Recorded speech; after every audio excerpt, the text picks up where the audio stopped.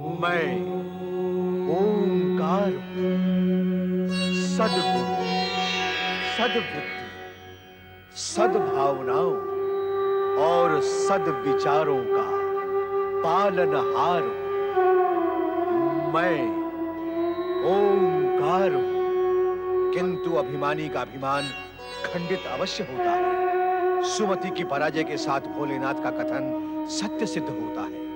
सुमति की पराजय से आहत पार्वती भोलेनाथ की आज्ञा लेकर सुमति की सहायता के लिए अदृश्य होती है। वज्रसेन बलपूर्वक सुमति को अपने साथ ले जाता है। अंगरक्षकों के चले जाने पर सुमति अवसर का लाभ उठाकर अश्व की गति बढ़ाकर शिव मंदिर में शरण लेती है, जहां माता पार्वती एक ब्राह्मणी के वेश में उपस्थित होकर उद्विग्न सुमति को अपनी सम्मान रक्षा के लिए 16 सोमवार शिव व्रत करने का संकल्प लेने की प्रेरणा देती है, जिसे अहंकारी सुमति अस्वीकार कर देती है। सत्य से परिचित होते ही माता ओम नमः शिवाय कहती हुई अदृश्य हो जाती है। तभी वज्रसेन वहां पहुंचता है और बलपूर्वक अपने अश्व पर बिठाकर सुमति को ले जाता है। किंतु गुरु धूर्जटि इस दुविधा में कि क्या उनका नया शिष्य सुमति का मिथ्या अभिमान चूर कर पाएगा या नहीं।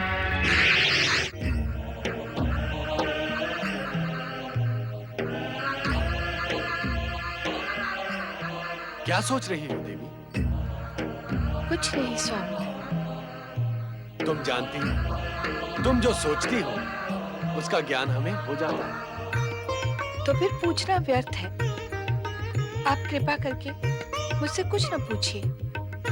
हम जानते हैं कि इस समय तुम्हारे मन में कैसा द्वंद चल रहा है। सुमति ने तुम्हारी बात नहीं मानी, फिर भी तुम्हारे मन में उसके प्रति सहानुभूति है। उसकी दुर्दशा देखकर तुम्हें दुख हो रहा है। इच्छा होते हुए भी तुम उसकी सहायता नहीं कर पा रहे।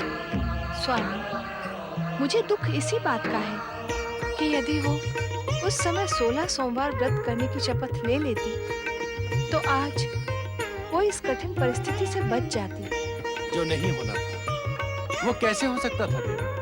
परंतु यदि वह 16 सोमवार व्रत करने का निश्चय कर लेती तो क्या आप उसके भाग्य में हस्तक्षेप नहीं करते? बिना श्रद्धा के यदि सुमति व्रत का प्रण कर भी लेती तो उसे निभा नहीं पाती, और व्रत उसके दुर्भाग्य को बदलने में सहायक नहीं होता। और फिर हम विधाता के विधान में कैसे हस्तक्षेप कर सकते हैं? मुझे पूर्ण विश्वास है कि सच्ची भक्ति विधि का विधान बदल सकती है। अपने भक्त की दुर्दशा से क्या आप व्यथित नहीं होते? अवश्य होते, जैसे इस समय तुम हो रही हो। परंतु ये बात क्यों भूल जाती हो कि सुमति की मति को अभिमान का ग्रहण लग गया था, और उसका कारण थे पूर्व जन्म के वो पाप जो उसे आज वज्रसेन की धर्मपत्नी बनाकर उसकी आत्मपीड़ा बढ़ा रहे हैं। इस आत्मपीड़ा से छूटने का उपाय बताएं स्वामी। इस समय मैं आपसे यही जानने के लिए इच्छुक हूँ। यदि अब भी सुमति अपने आहत अभिमान को भूलकर पैर की भावना त्याग दे और सच्चे मन से वज्रसेन को अपना पति स्वीकार कर ले, तो वो इस दुर्भाग्य की छाया से मुक्त हो सकती है। क्या सुमति के लिए ऐसा करना संभव होगा? धूर्जटि और वज्रसेन दोनों उस दुखियारी से प्रतिशोध लेने पर तुले हैं। तुम्हारी ये करुणा उसे सद्भाव के लिए प्रेरित करेगी, क्योंकि मन की सद्भावना ही दुर्भाग्य को बदल सकती है। धैर्य धारण करो देवी और समय की प्रतीक्षा करो।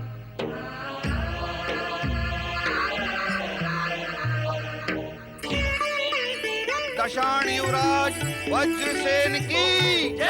दशाण युवराज वज्रसेन की जय। दशाण के इस राजप्रासाद में आपका स्वागत है युवराज वज्रसेन। युवरागी सुमति, पिताश्री का स्वास्थ्य अब कैसा है महामंत्री जी? क्या बात है, आप चुप क्यों हो गए? राजवैद्य जी अभी अभी आकर गए। उन्होंने आप रुक क्यों गए? बताइए, क्या कहा राजवैद्य जी ने? राज वैद्य जी ने महाराज चित्रांगद के पुनः स्वास्थ्य लाभ की आशा छोड़ दी है युवराज। हम सब यही सुनकर बहुत दुखी हैं। वे सचेत तो हैं? हाँ युवराज, वे सचेत अवश्य हैं। किंतु क्षमा करें, आपके इस विवाह से महाराज प्रसन्न नहीं होंगे। परंतु मेरा विचार है इस विवाह से वे अवश्य प्रसन्न होंगे।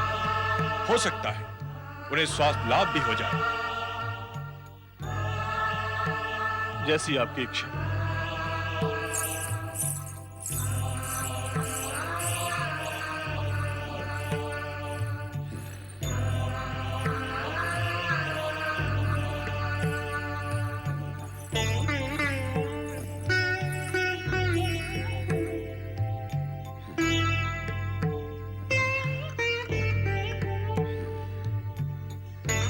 पिताश्री,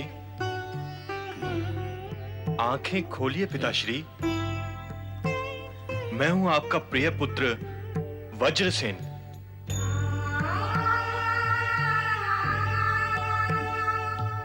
पिताश्री, आंखें खोलिए।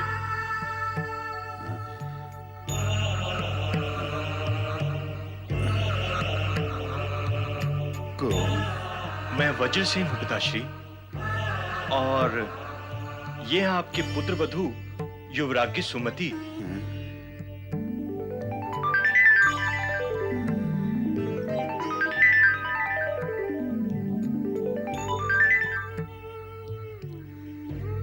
हमें बिना बताए तुमने विवाह कर लिया वज्रसेन।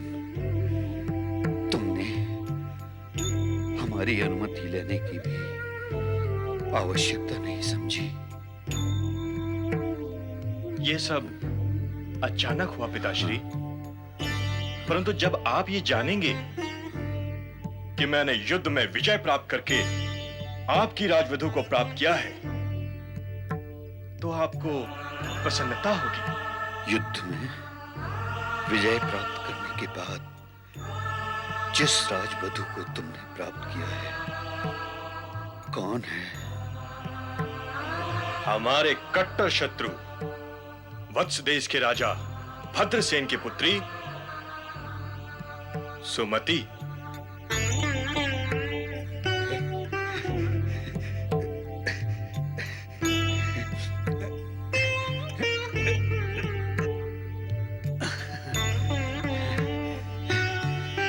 तुमने हमारे घोर शत्रु भद्रसेन की पुत्री को युद्ध में जीता है, अर्थात तुमने उसे युद्ध में पराजित किया है। हाँ पिताश्री, पिता पुत्री दोनों मुझसे पराजित हुए। अब सुमति जीवन भर हमारे चरणों की दासी बनकर रहेगी। तुम धन्य हो वज्रसेन। इस संसार से सदा के लिए विदा होने से पहले तुमने यह शुभ समाचार सुनाकर हमारा मरण सफल कर दिया वज्रसेन, सफल कर दिया। वर्षों तक युद्ध करने के पश्चात भी हम भद्रसेन को पराजित नहीं कर पाए वज्रसेन। तुमने मेरा सपना पूरा कर दिया वज्रसेन। तुम धन्य हो वज्रसेन। तुम पिताश्री, ये क्या किया आपने पिताश्री? मुझे अकेला छोड़कर चले गए पिताश्री, पिताश्री, पिताश्री, पिताश्री, पिताश्री।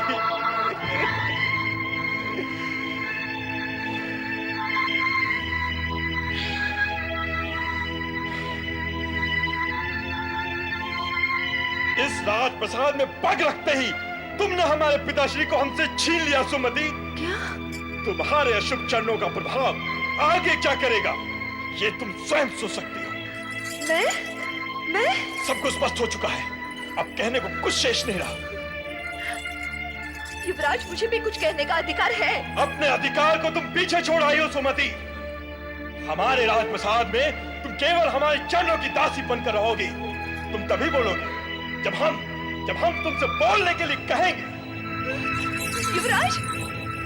हतप्रभ सुमति के लिए घटना चक्र इतनी तीव्र गति से घटित हुआ कि उसे कुछ समझ नहीं आया कि वो क्या करे। वज्रसेन के वाक्य उसके जीवन में विष घोल गए। तिरस्कृत, अपमानित एवं कुंठित सुमति अन्न जल त्याग कर राजभवन में विलाप करने लगी। सुमति के मस्तिष्क में पति के वाक्य शूल की तरह चुभ रहे थे और उसका मन स्वयं से ही प्रश्न करने लगा। ये कैसी विडंबना है। पति के राजप्रासाद में प्रवेश करते ही मेरी निंदा, मेरा तिरस्कार और पिता के यहाँ वत्स देश का गौरव, विजयश्री से सुशोभित अद्वितीय वीरांगना युवराज सुमति की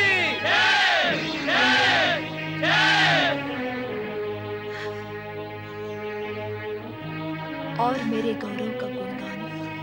पधारो युवराज सुमति। वत्स देश की राजसभा में आपका स्वागत है। हमें पूर्ण विश्वास है कि विदर्भ के कायर राजकुमार मरकतसेन को पराजित करके विदर्भ की राजधानी में आपने वत्स देश का ध्वज अवश्य फहरा दिया होगा। कितनी सुखद स्मृतियां हैं ये। मैं वो दिन नहीं भूल सकती जब युद्धाभ्यास के अवसर पर सेनापति वरुचि जैसे वीर को मेरे सम्मुख घुटने टेकने पड़े थे। और मैं वो क्षण भी नहीं भूल सकती जब युद्ध शिविर में वज्रसेन के साथ मेरी मुठभेड़ हुई थी तथा वज्रसेन को भी एक बार तो मेरी शक्ति के समक्ष झुकना पड़ा था। अब उसी वज्रसेन ने अपने पिता की मृत्यु शैया पर मेरा तिरस्कार किया, अपमान किया, मेरी निंदा की। इस राजप्रसाद में पग रखते ही तुमने हमारे पिताश्री को हमसे छीन लिया सुमति। तुम्हारे अशुभ चरणों का प्रभाव आगे क्या करेगा ये तुम स्वयं सोच सकते हो।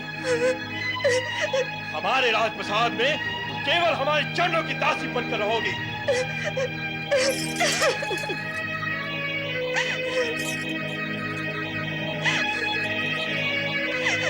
सुमति,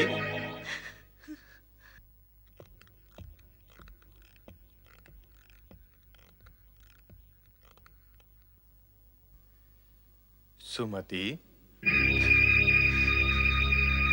क्या अपमान और तिरस्कार से अब तक आपका मन नहीं भरा? दशारण देश के युवराज वज्रसेन,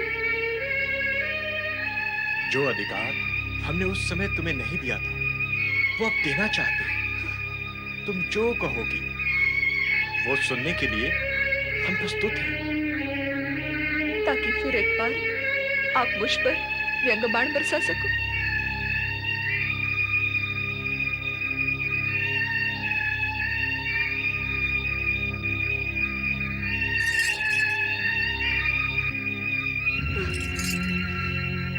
एक शत्रु के साथ आपको प्रेम प्रदर्शन शोभा नहीं देता युवराज।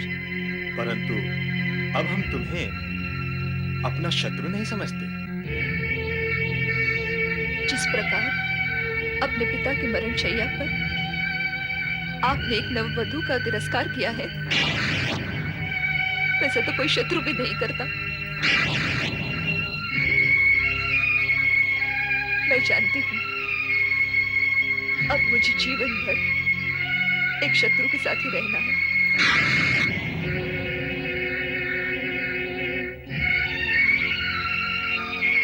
हम फिर कहते हैं, हमें तुम्हारे प्रति दुर्व्यवहार का बहुत पछतावा है। उस समय हमें अनुभव हुआ कि दासियों के सम्मुख अपनी धर्म पत्नी का तिरस्कार करके हमने बहुत बड़ी भूल की है। हमारे सिवा कोई अन्य तुम्हें तिरस्कार की दृष्टि से देखे, यह हम कदापि सहन नहीं करेंगे। तभी तो कह रही हूं, आपके मन से मेरे लिए शत्रुता अभी समाप्त नहीं हुई है और वो जीवन भर रहने वाली है। क्या पश्चाताप के पश्चात भी तुम हमें क्षमा नहीं करोगी?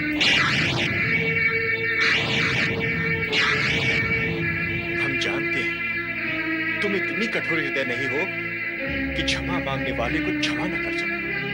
क्यों आप एक अपमानित कुंठित स्त्री से क्षमा की आशा करते हैं? ये नाटक छोड़िए, मुझे इस यातना के बीच अकेले जीने का प्रयास करने दीजिए। कदापि नहीं। अब तुम यातना नहीं, हमारे साथ सुख भोगोगी।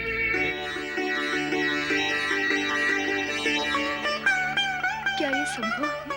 पश्चाताप के पश्चात मेरा हृदय अब शत्रुता की भावना से मुक्त हो चुका है सुमति। शत्रु को इतना दंड मिल चुका है कि अब अधिक तिरस्कार की संभावना नहीं है। मैं सच्चे मन से तुम्हें धर्मपत्नी का अधिकार लौटाना चाहता हूं। तुम भी सच्चे मन से मुझे क्षमा कर दो।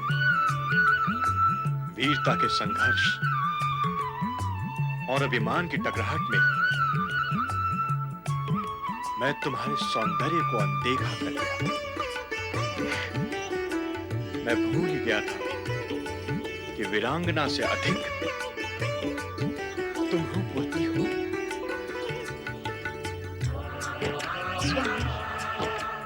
स्वामी, स्वामी, मैं तो इस जीवन से निराश हो चुकी थी। आपने ये सब कहकर मुझ पर कितनी बड़ी कृपा की है, आप नहीं जानते। तुम जैसी रूपवती वीरांगना धर्म पत्नी को पाकर इस समय हम गर्व का अनुभव कर रहे हैं सुमति। ये बात हम सच्चे हृदय से कह रहे हैं। मैं धन्य हो गई नाथ। मैं पिछला सब कुछ भूल जाना चाहती हूँ।